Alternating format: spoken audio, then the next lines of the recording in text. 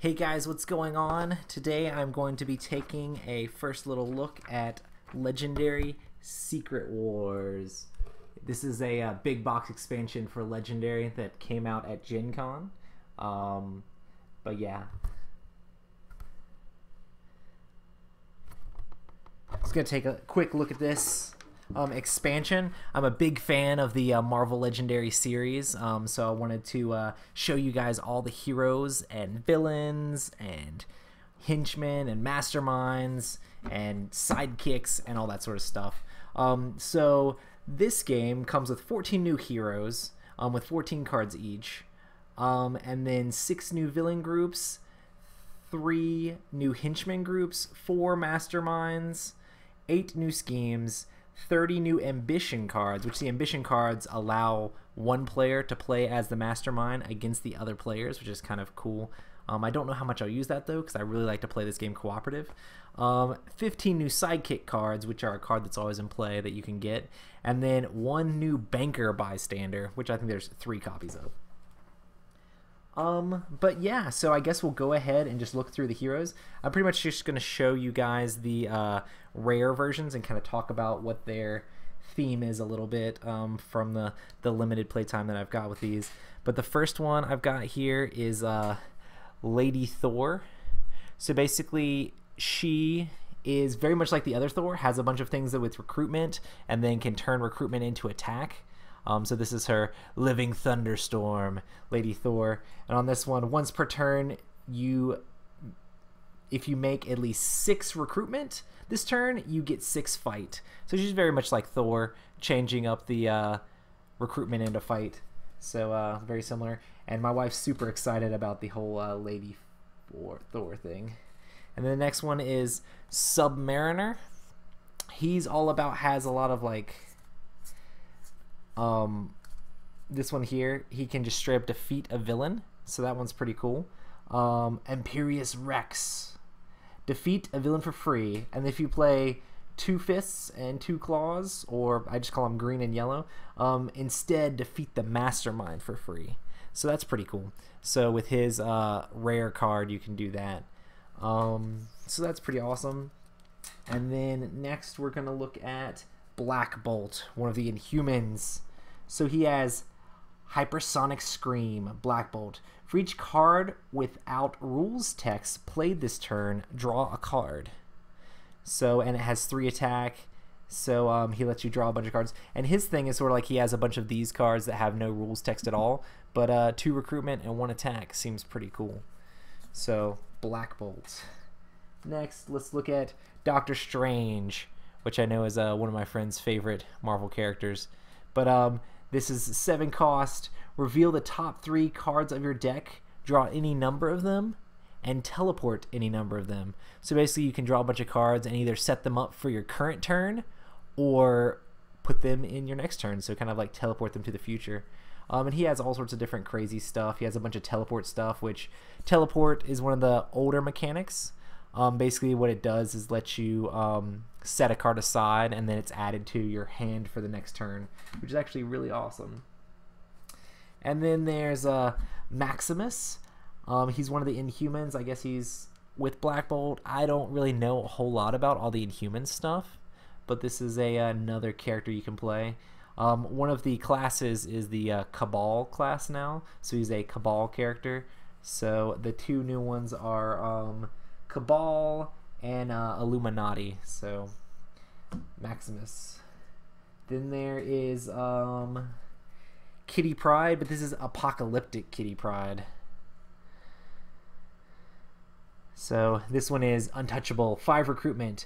When any player defeats a villain or mastermind with a fight effect, you may discard this card to cancel the fight effect. If you do, draw 3 cards.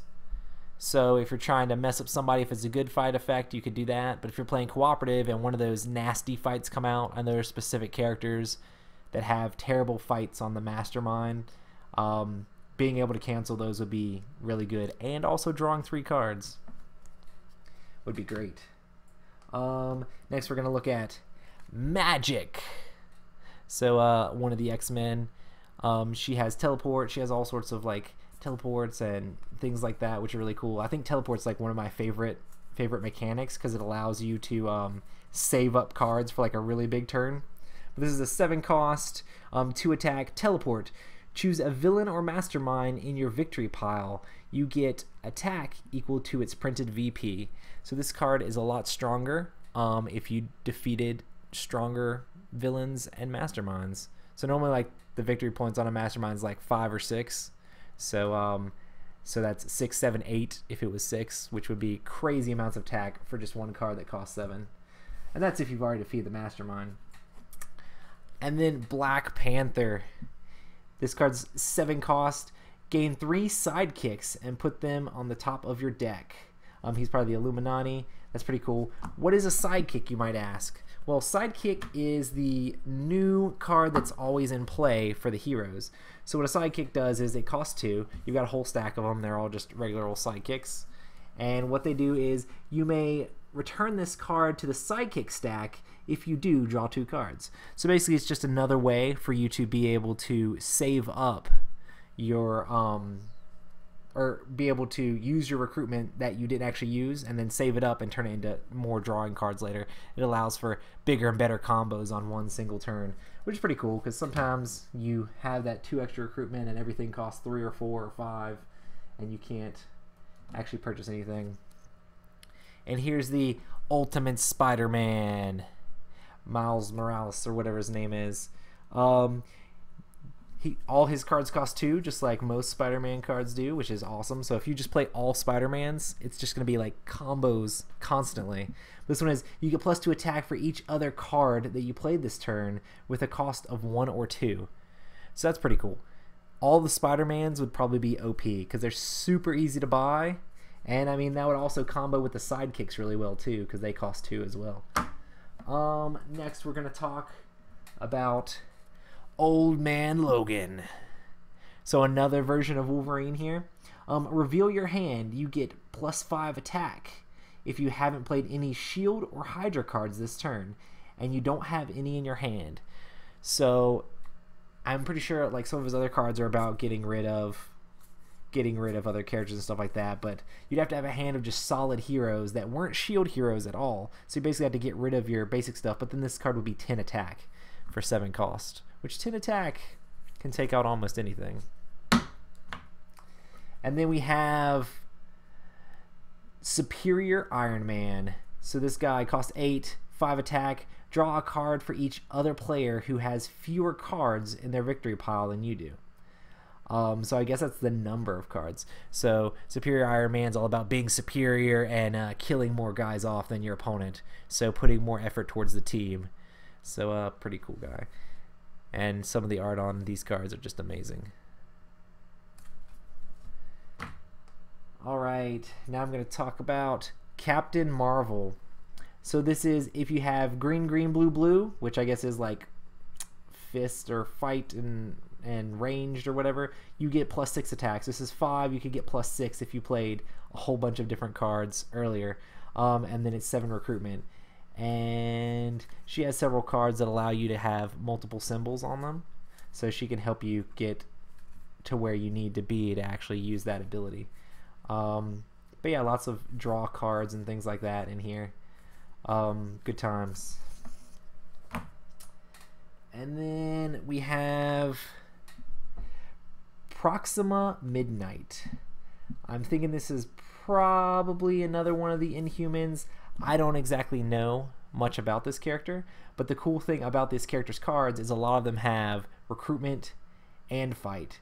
So this is 4 recruitment and 4 fight, and then you get another 4 recruitment and another 4 fight if you've played a red card before it, just for 8. So it'd be 8 and 8 for playing a red card before it. That's pretty awesome. But a lot of these are like 1 and 1, 0 and 0, but you have a chance to boost that. 0 and 3, but if you played a yellow card first, you also get 3 recruitment. It's really cool because it gives you both recruitment and fighting, which could be very valuable for fighting some of the masterminds in this set. And last but not least, my favorite out of all of them is Thanos. So Thanos is all about destroying off sidekicks to make himself stronger. This one is KO 6, well, not sidekicks, bystanders. Destroy 6 bystanders from the bystander stack. then defeat the villain or mastermind whose fight is less than the number of bystanders in the KO pile. So it's 8 recruitment. This can just straight up beat a mastermind if you've gotten far enough along. A lot of his other cards also KO bystanders, so it allows this card to be more empowered. But like I use this card a lot because it has teleport and +2, and then if you KO a bystander out of your victory pile, you get another +2. So that's another way to get bystanders KO'd to help this card out. But lots of awesome stuff with Thanos. So one of my favorite Marvel characters of all time. Alright, that should be all of the heroes. So I guess we'll go ahead and look at some of the masterminds. So the first mastermind we're going to look at is Zombie Green Goblin. So Zombie Green Goblin gets +1 for each hero in the KO pile that costs 7 or more. So as your guys get KO'd, he gets stronger. He is 11 strength to be able to fight off, and his master strike is Raise the Living Dead. KO each hero in the HQ that costs 7 or more, and then each player discards a card for each hero in the KO pile that costs 7 or more. So Raise the Living Dead is one of the new keywords. So let's see here. Raise the Living Dead. Raise the Living Dead means each player checks the top card of the victory pile. If that is a villain card with the Raise the Living Dead ability, that villain re-enters the city. So basically, he leads the, let me get the guys, the zombie guys here. So you've got all sorts of different zombies that he leads, and they all have that ability. So whenever the Master Strike triggers, even if you've killed these guys, if they're on the top of your victory stack, they're going to be going back out onto the board. So lots of Marvel zombie stuff. Pretty gross guys. And then there is the Goblin Queen, Maylene Prayor, or something like that. So she's 6 strength. Bystanders captured by her are demon goblin villains with 2 strength. You can fight them to rescue them as bystanders. You can't fight her while she has a demon goblin. So basically she'll capture bystanders and make it so you can't attack her while she has the bystanders. And then she always leads the limbo guys, which are going to be these guys. So there's all sorts of different guys. These are basically like alternate reality X-Men. So you have Nightcrawler and a Limbo, Inferno Cyclops, and Colossus. So it's just cool to fight against some of these X-Men characters you know, but from a different universe, because Secret Warriors is all about alternate dimensions, which is pretty cool. But yeah, her Master Strike is she captures 4 bystanders. If she already has a bystander before, then each player gains a wound. So basically, it's really easy to kill off these 2 strength bystanders that are protecting her, but each time a Master Strike comes out, she's just going to get a whole bunch more. So you have to keep those down to a minimum. Cool. Alright, next is Wasteland Hulk. So Wasteland Hulk gets +3 attack for each of his Mastermind tactics among all players. So he gets +3 attack for each of his Mastermind tactics among all players. So basically, the more you hit him, it's in their victory piles. So the more you hit him, the stronger he gets. So he starts at 7, then goes 8, 9, 10, then goes to 13, and gets bigger and bigger and bigger. So very thematic for a Hulk mastermind, that the more you hit him, the stronger he gets. He always leads the Wasteland villains. So let me go ahead and grab those. There are all these different Wasteland creepy looking guys. But yeah, from alternate dimensions, which is pretty cool. And then his Master Strike is Cross-Dimensional Hulk Rampage, which basically what that means is whenever his Master Strike comes out, you have to reveal a Hulk card or gain a wound. So if you have a Hulk in your hand, then you're good. If you have a Hulk in your victory pile, then you're good. You just have to have some sort of Hulk in your hand or in your victory pile to play. So that's pretty awesome. So it's all these, basically the way it's supposed to work is the Hulk is so strong that only Hulks can stop him. So you're going to get a wound if you don't have a Hulk of your own. Everybody needs a Hulk. And then this is the guy that we played against the first time. It's the Nimrod Super Sentinel Mastermind. So this guy, you can't fight him unless you have at least 6 recruitment this turn. So you have to have 6 recruitment, and he has 6 fight that you have to fight against him. He always leads the Sentinel territories. And then his Master Strike is each player who does not reveal a tech hero must choose recruit or fight and then discard all of their cards with that icon. So you need both to be able to fight this guy off, and his Master Strike makes it so that you don't have both. Let me get the Sentinel Territories guy. You have a Sentinel Territories Future Past Wolverine and Colossus from Future Past. So a bunch of Future Past characters. Kitty Pryde, Rachel Summers. I just like playing as X-Men, fighting against X-Men. It's pretty fun. So that's all of the 4 Masterminds. The only other villain groups here are the Dominion of Apocalypse, or the Domain of Apocalypse. Reveal the top card of your draw deck, or teleport it. So cool. Reveal the top card of your draw deck, So there's a bunch of different guys here. These are all like Apocalypse themed. Rogue and Apocalypse, Wolverine, Weapon X. It's pretty cool stuff if you like the Age of Apocalypse storyline. And then the last villain is the villain, or the Earth 1610 villain guys. And these are all like villains that whenever you fight them, you get to gain them as heroes. So it's kind of cool to have villains that as you fight them off, they go in your deck, and you've got Captain America and Thor and Wasp and different characters that you can fight off, and they'll be added to your deck, so you actually gain them to your deck instead of your victory pile. So that's awesome. And then we have the henchmen. So the first henchman here is the Thor Corpse. These are henchman villains. Fight. Gain this as a hero. So it gives you 2 recruitment. It costs 3 to fight off, and it'll give you this cool little guy that can help you recruit other guys. If you play a green and a blue card, you get another 1 recruitment. So it's a guy that you can gain very much like the Earth 1610 guys into your deck whenever you fight them. And of course you get a whole bunch of those guys that are all the same. Then the Ghost Racer henchman. Ambush, raise the living dead. So as they come out, they're going to bring a bunch of undead guys with them if you're playing with the undead villains, which you normally would. Fight, reveal a red hero or KO one of your heroes with a fight icon. So basically it'll minimize your attacking power, which can stall you out pretty bad. And then there's the Modocs. So the Modocs is fight, KO a hero from your discard pile or HQ. If that hero has a recruitment icon, you get +1 recruitment. So basically you KO one of your guys from your discard pile, which is really good because it can make your deck work, thin it out, make it work better.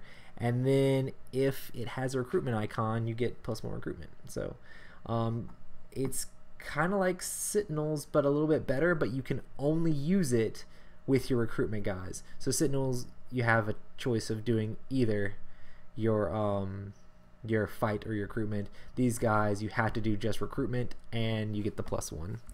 So the only cards we have left are the ambition cards, which these are what you use when you're fighting as like the mastermind against the other players. So the way that works is you set up all your stuff like you would be a normal player in the game, but you're playing against the other players. So the way it works is you don't draw villain cards from the deck like you normally would. You'll just draw ambition cards instead. So this ambition card starts in play. It's pure evil. The way these work is you're trying to build a deck that can use your fight on your characters to be able to trigger these ambition cards. So this Pure Evil one never is removed from play, and it starts the game in play.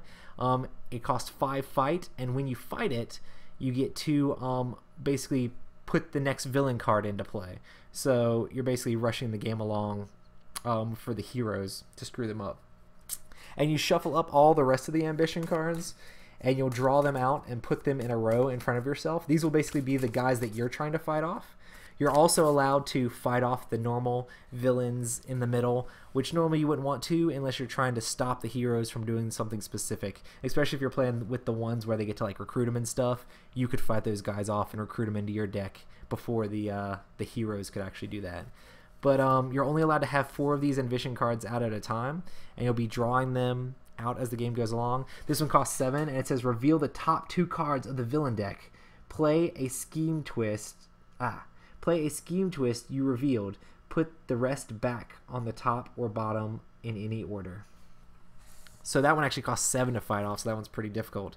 This one only costs 4. It says put this card under a villain in the sewer or bank. When that villain escapes, this card becomes a scheme twist that takes effect immediately. If the villain leaves the city another way, discard this card. So basically you want to put this underneath a villain that you think is really strong, that's going to make it all the way out of the city without the heroes being able to fight him off. And then it'll trigger another scheme twist, which most all of the schemes in the game, when they go off, they screw up the heroes really bad. They progress the end of the game so that the lose condition will happen. I have all the schemes somewhere. I kind of mixed all the rest of the schemes in. The game came with a whole bunch more schemes for the game. I think I have most of the ones that came. I'm not sure. I think Crush Them With My Bare Hands is a new one. 5 Twist. If playing solo, add an extra villain group. This twist becomes a Master Strike and takes effect immediately. Twists become Master Strikes and take effect immediately. When 8 Master Strikes have taken effect, evil wins. So basically that makes the Master Strikes just trigger all the time for whatever we're playing.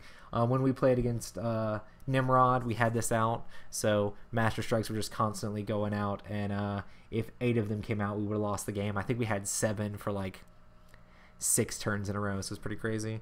Build an Army of Annihilation. Then there's Corrupt the Next Generation of Heroes, Dark Allegiance, Fragmented Realities, Master of Tyrants, Pan-Dimensional Plague, Smash 2 dimensions together. So I'm not going to go through all of them and what they all exactly do, but there's all sorts of awesome stuff that change up the game dramatically when you get this expansion. I've only played a couple games with this so far, but anything new for Secret Wars is amazing. So, or anything new from Marvel Legendary is amazing. So I really enjoy this, and this is my wife's favorite game.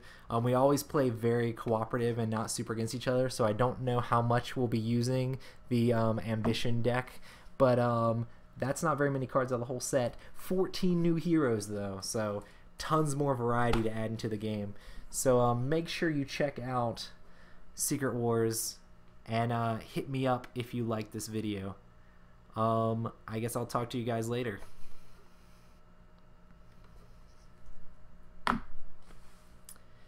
Is anybody actually watching this?